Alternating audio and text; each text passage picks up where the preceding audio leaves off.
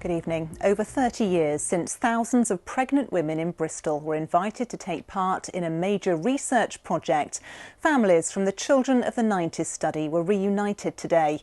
The project, which is still ongoing at the University of Bristol, has become one of the most important health studies in the world. Steve Nibbs reports. For over 30 years, thousands of Bristolians have been scanned, measured, tested and had samples taken, all to find out what's good and bad for all of us. And the results have been startling and life-saving, such as research that proved it was safe for babies to sleep on their backs. And you can see over the world how many lives were saved.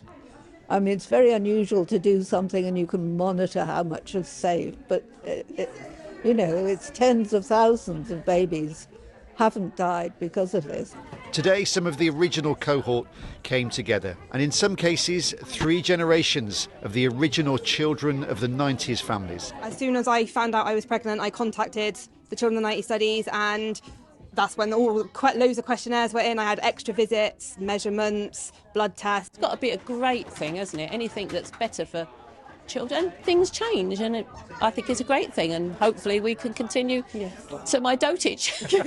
Over the decades, the research has adapted, like using head cameras to decode facial movements to better understand mental health in parents. And for many here today, there's a sense of pride to have been part of something that's changed the world. It's really exciting to feel connected to that research and connected to the projects globally, as well as to everyone here. But it's also just really cool to see the facts that are coming out of the studies and the connections that are being made. It's quite humbling in a way, and in the work that I do now, sometimes people will refer to Children of the 90s research, and I think, a little bit of that's me. Children of the 90s is far from over and will continue to save and change lives for the better, thanks to the Bristol families who are still taking part. Steve Nibbs, BBC Points West. Hundreds of people joined a